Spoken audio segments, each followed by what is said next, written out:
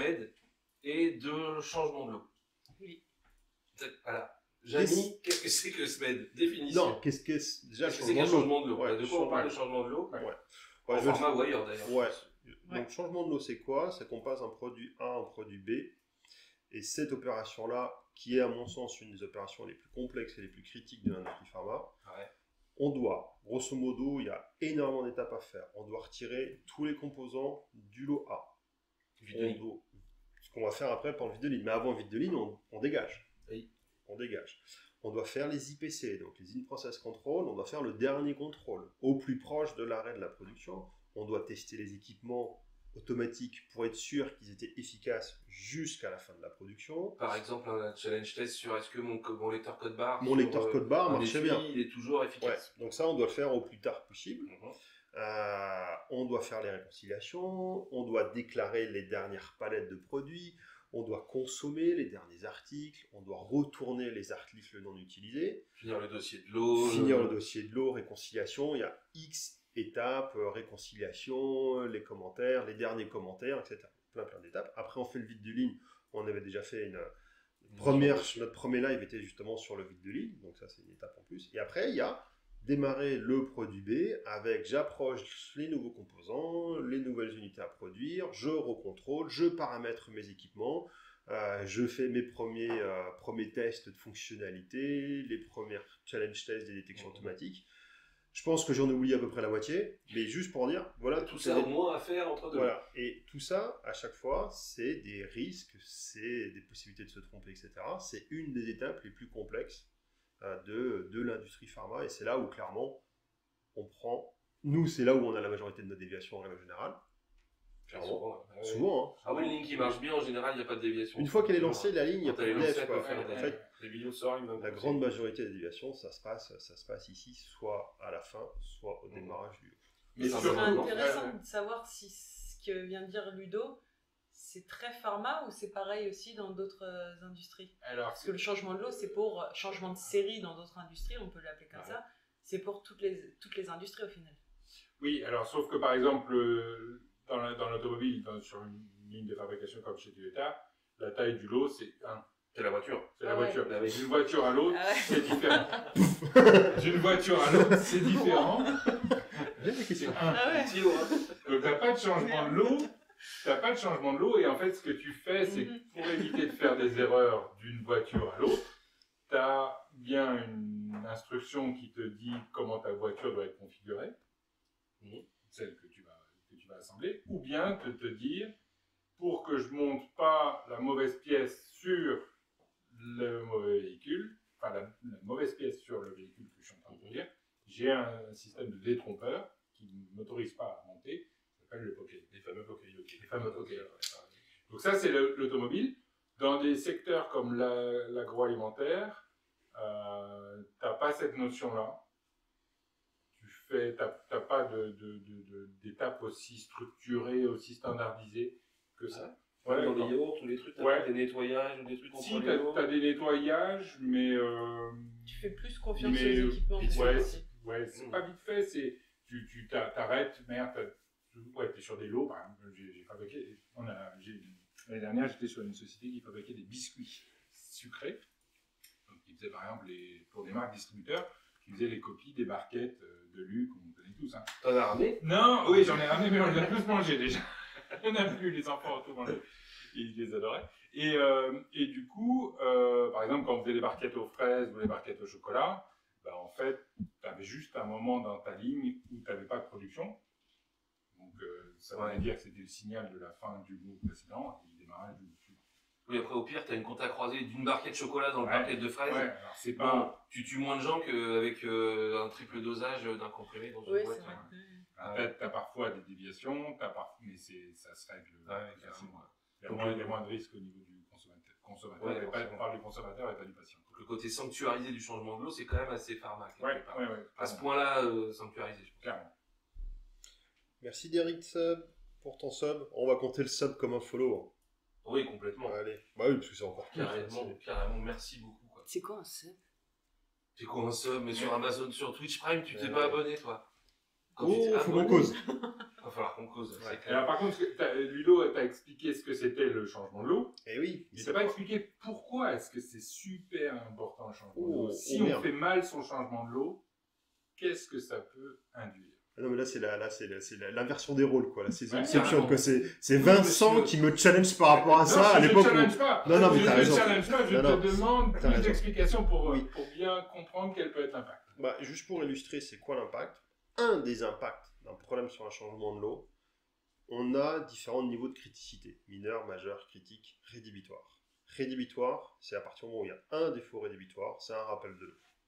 Quand on va faire une erreur sur un changement de l'eau, on peut créer des erreurs, des anomalies de niveau rédhibitoire, donc rappel de l'eau, parce que c'est un impact patient, un impact image de marque, etc. Et c'est pour ça que c'est l'étape la plus critique, c'est qu'on va mixer des composants du produit A dans le produit B.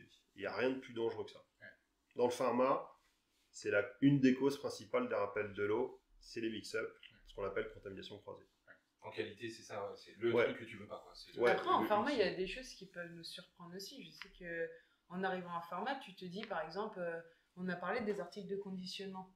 Et en fait, par exemple, ça peut arriver d'avoir les tiges pistons qui permettent de pousser le produit d'une seringue.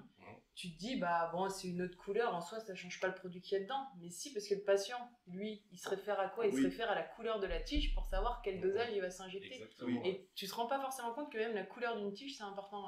Bah oui, parce que dans la précipitation ou dans les... On en a déjà parlé, je crois, mais dans les hôpitaux, effectivement, on a toujours cette fameuse idée de l'infirmière, elle a besoin d'une seringue, ou elle se fie à la couleur, elle va pas aller regarder quel est le produit, le dosage, que c'est le bon numéro de l'eau, elle va pas décortiquer. Dans le rush du truc, et voilà. Bah, je paraphrasais le gars du labo, hein, une potatoes dans un truc de frites, il n'y a rien de pire, comment ça m'énerve quoi. Et voilà. Donc, imaginez, c'est qu'une potatoes. Imaginons, imaginons dans le pharma, c'est inadmissible.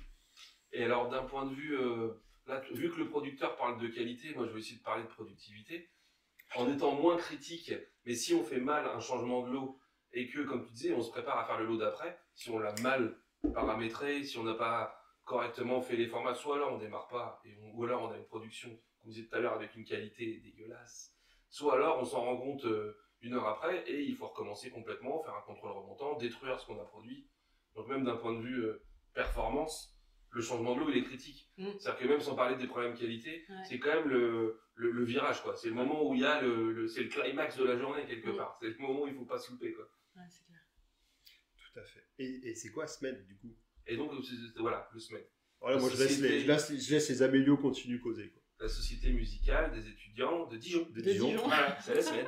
Hein, ça fait partie de la SMED. Ah, j'étais tromboniste la SMED. Mais alors par contre, allez, sans rire, par contre, je pense que je vois ce que c'est qu'un SMED, je suis incapable de savoir à quoi correspondent les lettres.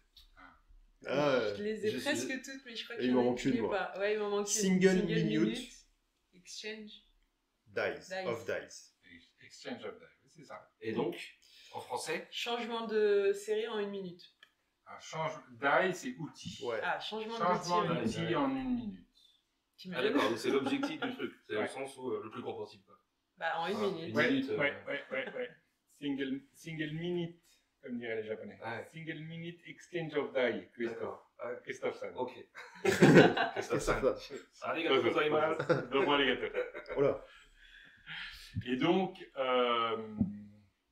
c'est un concept qui vient de chez Toyota aussi. Qu'est-ce qu'il y a derrière? Et en fait, déjà quand tu changes d'un produit A à un produit B, tu ne produis pas. Donc, tu perds l'efficacité de ta machine. Et le fait d'être capable de réduire ton temps de changement de l'eau, ton temps de changement de série, on dit plus dans l'automobile, ça te permet aussi d'éviter beaucoup de stock. Oui.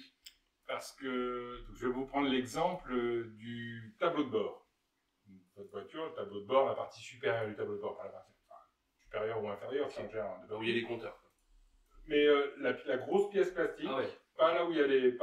Après, on vient rajouter la partie électronique avec les compteurs, maintenant l'iPad ou la tablette tactile qui est au milieu de l'écran. Mais la partie supérieure et la partie inférieure, c'est 2 pièces plastiques. Costaud, grosse pièce injectée.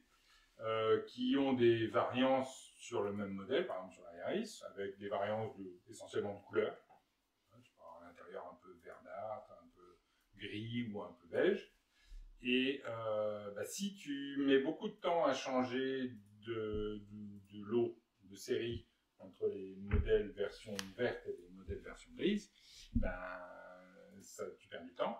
Et du coup, tu vas faire aussi des lots qui sont plus importants parce que tes voitures sur la ligne, la première, elle va être avec un tableau de bord vert, la deuxième avec un gris, l'autre avec un noir, puis tu as 3 verts, etc., etc. Donc en fait, il faut essayer de s'adapter au maximum à la demande du client. Et donc d'être capable d'avoir un temps de changement de série très court, single minute, et ça te permet de changer très fréquemment pour pouvoir alimenter ta ligne d'assemblage avec le minimum de stock entre les deux. Ouais, tu crées pas d'embouteillage et tu réponds au client sur son dit c'est le bon moment, la bonne voiture au bon moment parce qu'il y a un client en face. Et donc à ce compte-là, Toyota a toujours gardé en interne la fabrication des tableaux de bord. Parce que les fournisseurs ne sont pas capables, n'ont jamais été capables d'être avec un niveau... Alors, ils auraient toujours été capables de livrer dans la séquence de fabrication de la ligne de production, mais à un coût qui était un niveau de stock qui était... D'accord. Et donc Toyota, par sa maîtrise de la technologie de l'injection plastique des grosses pièces, et notamment d'être capable de changer très rapidement sur ces gros outillages, sur ces outillages très gros pour fabriquer ces pièces-là, a toujours gardé la maîtrise. Ça reste leur cœur de métier. Du coup, c'est considéré comme cœur de métier. C'est eux qui le font. Alors, ça concerne les grosses pièces plastiques, donc c'est le tableau de bord inférieur et extérieur, qui sont faits dans un seul moule, c'est un gros moule à gaufre, dans lequel tu viens injecter de la matière plastique fondue. Et les pare-chocs, c'est la même chose. Alors, pare-choc, complexité supplémentaire, tu as des pare-chocs donc avant-arrière, tu as la version nue, qui peut être de plusieurs couleurs de plastique, puis tu as la version peinte aussi derrière. Et elles ne sont pas peintes en même temps que la carrosserie, parce que la carrosserie, on est sur du métal, alors que la peinture, le pare-choc, on est sur du plastique. C'est plus facile de faire des seringues. Ah, ouais. mais cette question-là, on l'a aussi, et c'est ce que dit Charlie Pic, mais alors, est-ce que ça veut dire que c'est une fausse bonne idée de vouloir augmenter ces tailles de lot au conditionnement? C'est un équilibre entre la bonne taille de lot, mais pas non plus en faire trop, ou le changement de lot qui dure 2 heures. Si à un moment on en fait 2 par équipe ou 3 par jour, forcément c'est de la perf, c'est de la perte de perf directe. Le producteur il crie sur des petits lots, moi je veux pas d'épicerie, tout à fait. J'entends des producteurs dire ça. Donc c'est vrai. C'est l'équilibre à trouver. Effectivement, si tu fais un lot, dans l'absolu, tu pourrais faire un lot par an en condi, ce serait cool. Sauf que tu vas livrer peu de clients. Ouais, c'est ça. T'auras qu'un seul. Mais du coup, le challenge, c'est pas petit lot ou gros lot, c'est ton temps de changement de lot, le plus court il est, et le plus tes petits lots deviendront des gros lots. Et alors, du coup, le SMED, il est dans quoi? Le SMED est dans quoi? Le SMED va aider en quoi dans cette. Alors, le SMED est une technique de. Un outil, Pardon? Un outil, Un outil, une méthode pour essayer de réduire ces temps de changement de l'eau. En gros, ça va se faire en plusieurs étapes. La première étape, c'est de dire, je vais déjà observer comment est mon changement de l'eau actuel. D'accord? Il va y avoir plein d'étapes, telles que Ludo les a décrites. Et puis de se dire ensuite, de faire l'analyse, de se dire, ces différentes étapes, est-ce que certaines, je pourrais les préparer avant d'avoir fini ma dernière pièce, d'avoir sorti ma dernière boîte du lot précédent? Est-ce que je peux les faire en amont, les préparer en temps masqué, quelque part? Ou bien est-ce que je peux les faire après avoir redémarré mon lot suivant? Donc, c'est ce qu'on appelle les tâches externes, que je peux externaliser de mon changement de lot. Déjà, première étape, tout ce qui est externe, est-ce que je peux, tout ce que je considère comme étant externe, je le mets après ou avant mon changement de lot. On a des exemples sur de la pharma? Oui, tu peux. L'exemple typique, truc qui va souvent faire un débat, par exemple, c'est tes détections automatiques, tes challenge tests, etc. Est-ce que tu les fais sur les dernières unités produites? Donc forcément, sur les dernières, veut dire ta machine marche moins, tes convoyeurs sont vides, donc c'est très long, donc là tu es à la limite de l'interne, ou tu les fais, ce qu'on a pu autoriser, 20 minutes avant, dans la demi-heure de fin de PO, etc. C'est un exemple où tu fais tes retours produits, tes retours de composants, alors que tu sais que tu as déjà mis et chargé sur la ligne tout ce dont tu allais avoir besoin. Et toi, typiquement, tu peux aussi faire les calculs où tu vas te dire, ok, je charge les derniers cartons, la palette, je la ramène, le reste, je la ramène, mais je sais que tout ce qui va rester sur la ligne, je vais le jeter. Ouais. Donc toi, c'est un compromis c'est un compromis de yield, de composants, de rendement sur tes composants pour aller plus vite sur un certain nombre d'opérations. Là, je reprends ma casquette qualité sur tes challenge tests que tu fais une demi-heure avant la fin de la prod. Si en gros, il n'y a aucun élément, si la bécane, elle finit son lot comme elle l'a commencé très très bien, sans aucune perturbation, il n'y a rien qui peut faire que le challenge test soit pas pertinent. Ouais, mais c'est dur à décrire parce que c'est vraiment marqué avec les dernières unités produites parfois. Et c'est vrai que toujours ça. Les dernières, c'est quoi? La dernière. Oui. Après, il y a des industries il y a des personnes des industries qui vont réfléchir comme ça. Et il y a d'autres industries qui vont réfléchir en j'ai confiance en mes machines, il n'y a aucune raison que si j'y touche, elle bouge. Oui, c'est ça. Ils vont espacer ces challenge tests. Et en fait, la problématique, c'est t'espaces, mais le jour où tu as une non-conformité, qu'est-ce que tu fais? Et c'est aussi par rapport à un historique. Si tu as régulièrement des non-conformités, bah, tu vas essayer de les approcher. Si tu n'as pas régulièrement des non-conformités, ça n'a pas forcément d'intérêt que tu le fasses très, très rapproché. Parce que moi, en gars de qualité un peu optimiste... Je suis désolé, je me marre, parce que là, il y a François Caboulet qui nous a mis une thèse avec synthèse, antithèse, préthèse, etc. Et il a vu que je me marrais en regardant son commentaire, que je n'ai toujours pas fini de lire. Mais ouais, en mec de la qualité, moi je me dis, peut-être un peu optimiste, il fait confiance dans les machines. Si je fais mon dernier challenge test 20 minutes avant la fin de la prod, que la machine elle a bien fonctionné, et que ok on a fini la prod, on fait 20 minutes, et on aura de toute façon un challenge test au début du lot d'après. Si la bécane elle marchait bien 20 minutes avant la fin du lot d'avant, qu'elle marchait bien dans les premières minutes du lot d'après, si tant est qu'on ait enchaîné les prods, je fais peut-être mon éternel optimisme, mais je me dis que vu qu'on n'y a pas trop touché, à part peut-être faire un setup pour dire on a changé de lot, j'ai pas l'impression que le truc se soit dégradé. À contrario, peut-être que dans la dernière heure de prod, il y a eu plein de merdouilles et il faut retester 50 fois les challenge tests parce qu'il y a eu plein de problèmes techniques. Là, j'ai pas confiance, quoi. Et je me dis que là, je vois limite des challenge tests à chaque fois que je redémarre après avoir réglé un problème. Tu vois. Donc ensuite, l'étape d'après. Donc il me reste plus que mes tâches que je dois faire en interne. Pendant mon changement de lot, entre la dernière pièce bonne de mon lot A et la première pièce bonne de mon lot B. Donc celles-ci, j'essaye de les réduire au minimum. Le vide de ligne, 5 secondes. Ouais. Non. Ça se tente. Non, je dis, est-ce que j'ai besoin... c'est un bon exemple, c'est un bon exemple ce que tu as donné. Si par exemple, tu as une machine qui est très complexe, c'est très compliqué de faire le vide de ligne sur cette machine. Un des leviers que tu peux identifier, c'est rendre cette machine plus simple pour le vide de ligne. En enlevant des parties cachées, des points de rétention. Alors il y a deux théories là-dessus, mais les points de rétention, soit en gardant tout ce que tu peux, tous les déchets, en les rassemblant à un endroit, ou au contraire en les mettant de chaque côté, enfin ça dépend. Bref, tu peux améliorer ta machine et là tu amélioreras ton vide de ligne. Dans les phases que tu dis, interne. Mais que tu peux pas mettre en avant ou après. Ouais, c'est le schéma que nous a mis Vincent. Quoi. Ouais, l'étape 3, l'étape 4. Voilà, c'est ça. Exactement. Après, moi, j'ai une nouvelle technologie, là, on a carrément. J'ai une question. On a une documentation. Entre ça et François Caboulet, là, je vais pas m'en remettre. Et donc, le truc, on en parlait aussi tout à l'heure. Déjà, il va falloir standardiser, ça va falloir procéder, il va falloir écrire clairement un standard qui définit comment est-ce qu'on doit mieux le faire. Mais j'ai une question. Vas-y. Comment tu définis une tâche externe et comment tu définis une tâche interne? Si je développe ma question, c'est j'ai pu rencontrer différentes mentalités. Il y a des personnes qui vont dire une tâche interne, c'est que les tâches qui font que ta machine s'arrête. Oui.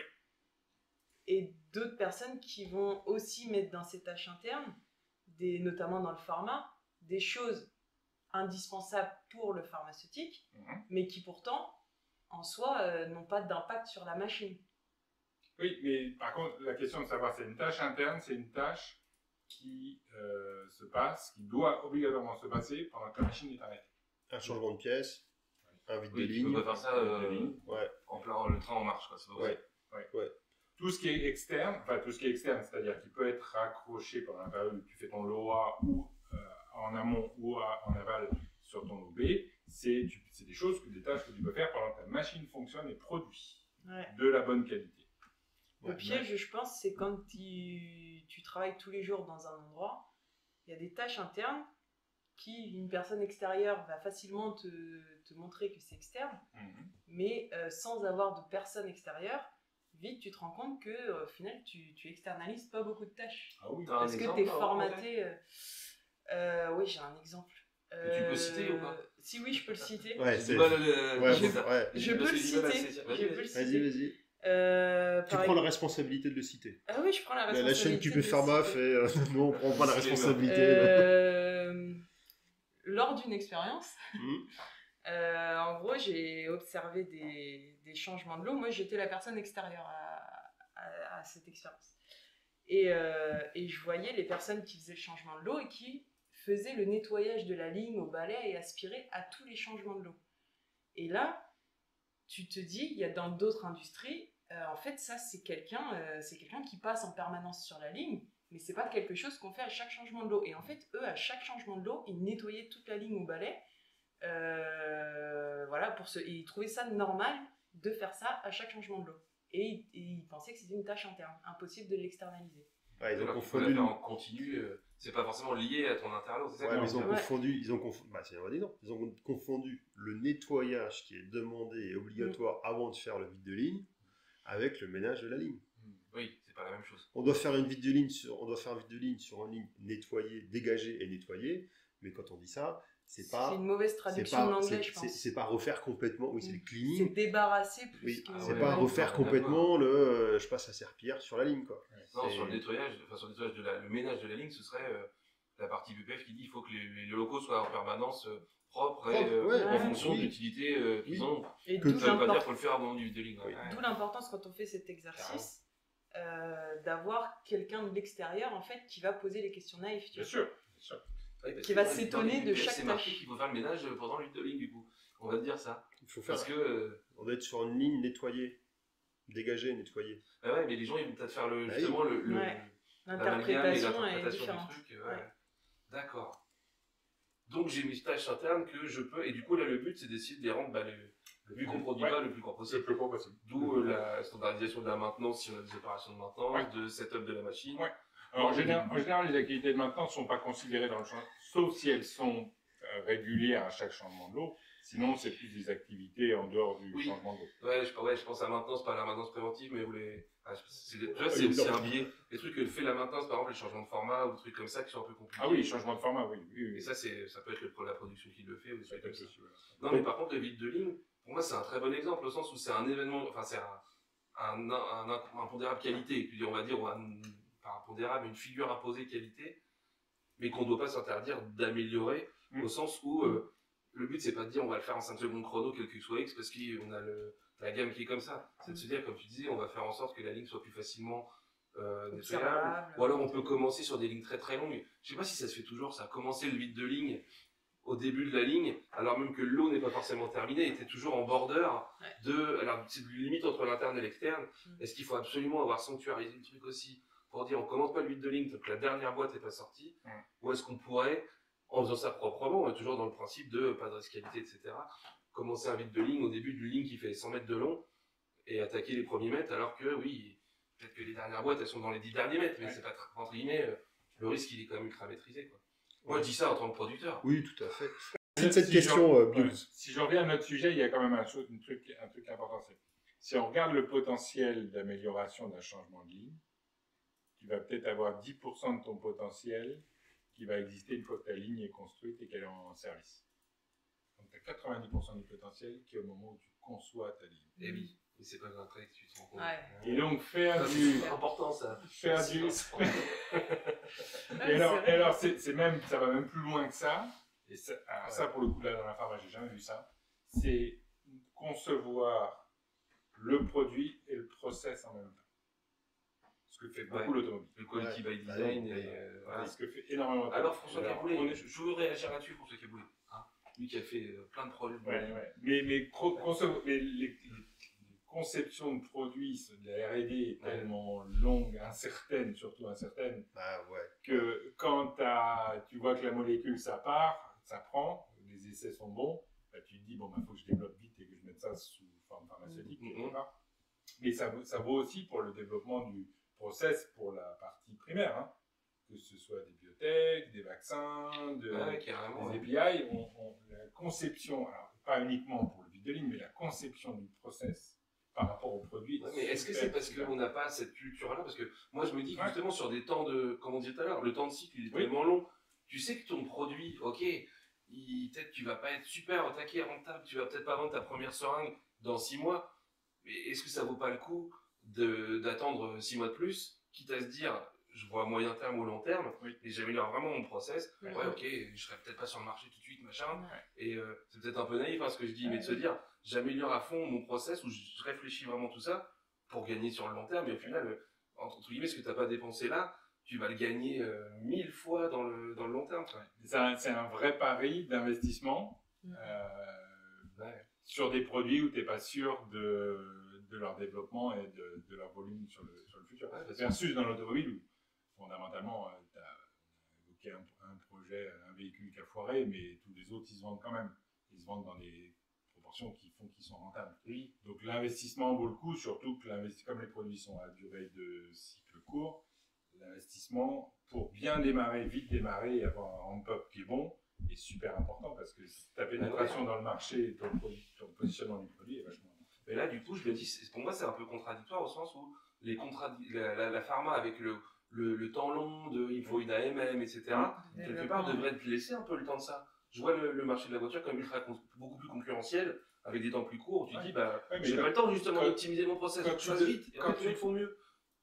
Quand tu demandes ton AMM, qu'on revienne un peu sur le SMED, parce que là, c'est notre spécialité, c'est de divaguer, donc je fais le timekeeper et le... Donc il répond pas à ma question.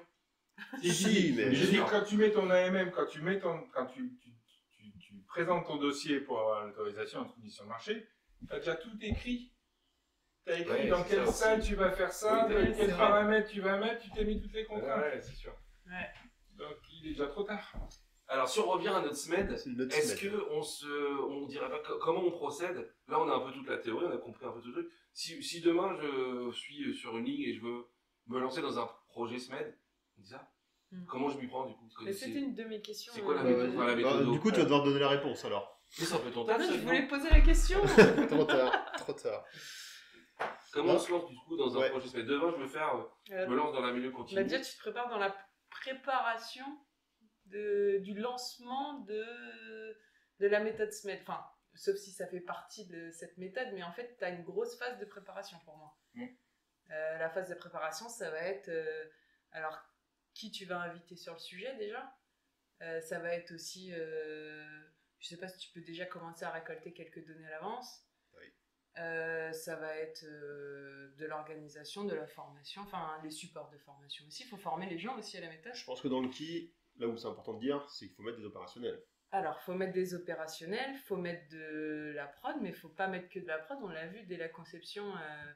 Alors, il va y avoir aussi bien des gens qui sont dans la conception, pourquoi pas. Les problématiques sécurité aussi, on ne sait jamais. Les problématiques qualité.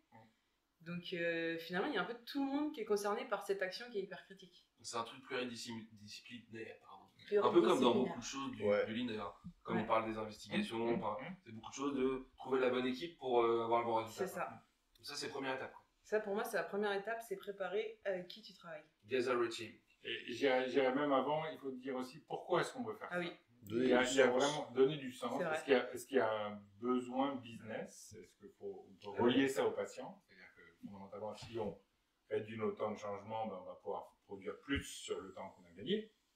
Et donc, produire plus, c'est parce qu'il y a de la demande en face, ou c'est parce qu'il y a une autre raison qui fait que, est-ce qu'il y a un d'un besoin point de vue business, on a un intérêt à le faire. C'est pas pour le fun, quoi. Si c'est s'améliorer pour s'améliorer, les gens ne sortiront pas avec quelque chose de valuable. Donc, le pourquoi, après on a la team. Après, tu as la team, après, tu as l'organisation, parce que tu vas être sur je sais pas si on va appeler ça chantier SMED, sur sur plusieurs jours, plusieurs heures ou, voilà, de travail. Donc c'est l'organisation, comment tu vas organiser ton chantier pour pas qu'il soit complètement désorganisé aussi. Donc, alors, il faut savoir que les personnes qui vont arriver, pour donner du sens aussi, il y a toute la partie formation qu'il faut préparer.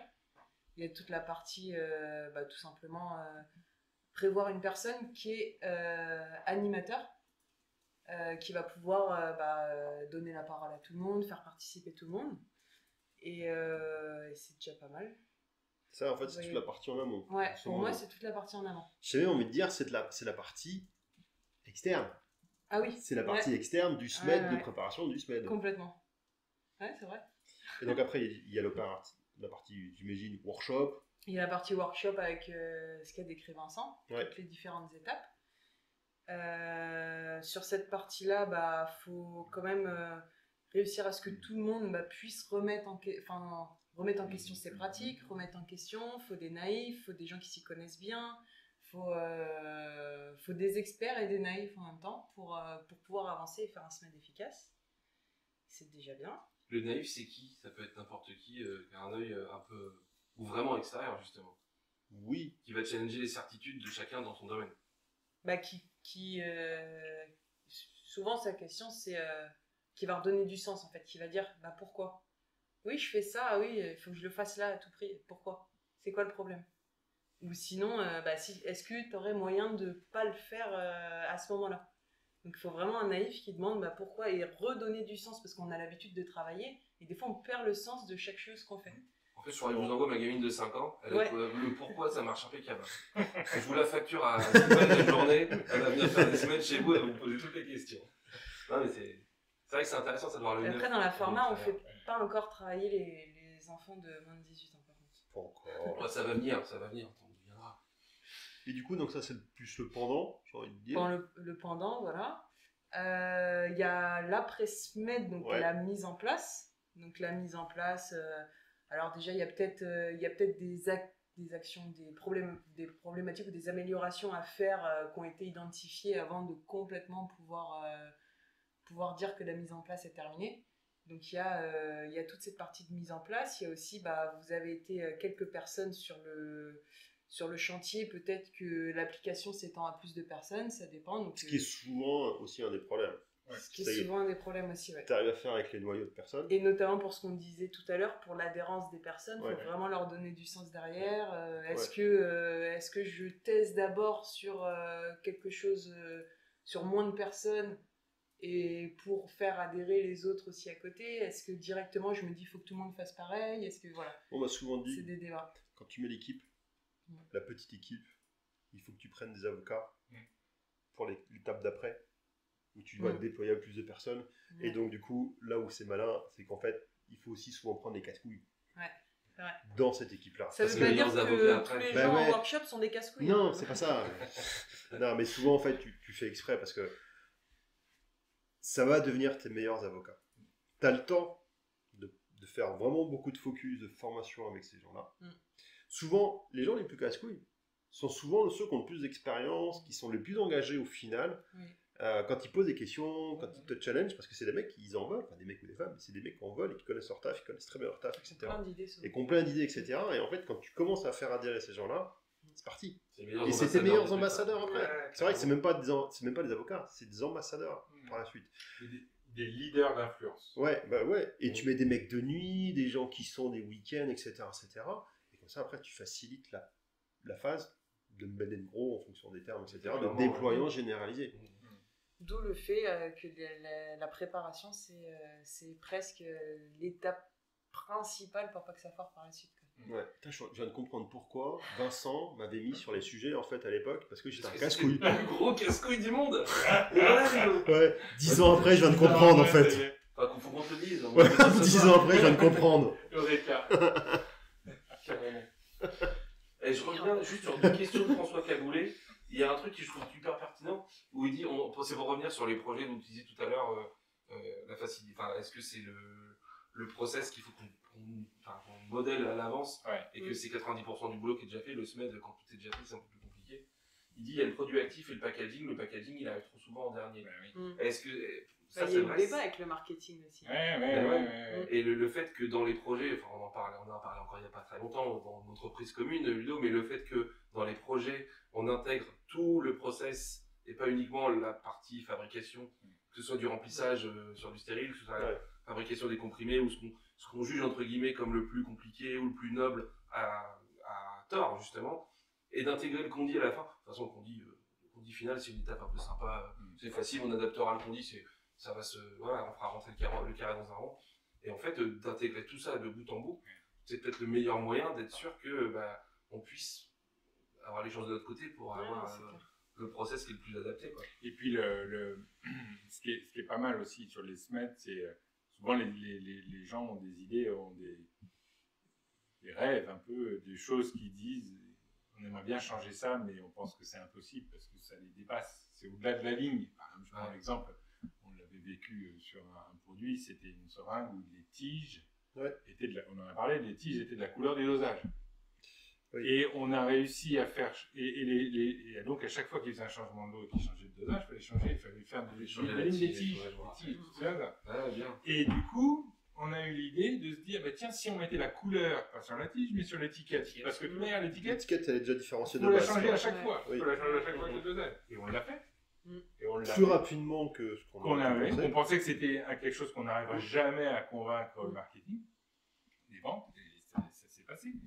Et là, ça a été génial parce que les gens sur ligne se sont dit, bien sûr, ça prend du temps. Il fallait préparer pour le dire, ça prend du temps. Mais on a réussi à leur montrer qu'on pouvait aussi. Ils pouvaient aussi influencer des choses, des changements qui étaient en dehors de leur périmètre. C'est possible. Et le fait de faire ça fait aussi qu'on met à zéro le risque de mix-up de composants, vu que c'est le même. La fameuse couleur de tige, quand on dit c'est du blanc. On va regarder l'étiquette. Et alors, il a fallu, je me souviens de l'histoire, il a fallu par contre former et expliquer à tous les utilisateurs, à tous les praticiens qui faisaient les injections, que ça allait changer. Il a fallu leur dire. Donc, sinon, t'as des réclamations. C'est quoi la matière? Même pour les patients. Carrément. C'est compliqué. Donc, t'as la phase du coup de mise en place après. Et après, t'as la phase, alors comment l'appeler? Mise en place après, suivi et mise en routine, qui est peut-être l'une des phases les Anglais appellent ça la phase d'embed and grow. Je ne me rappelle plus la traduction de embed, mais c'est... Embed, c'est un... Embed with Madonna. And grow. Pardon. And grow,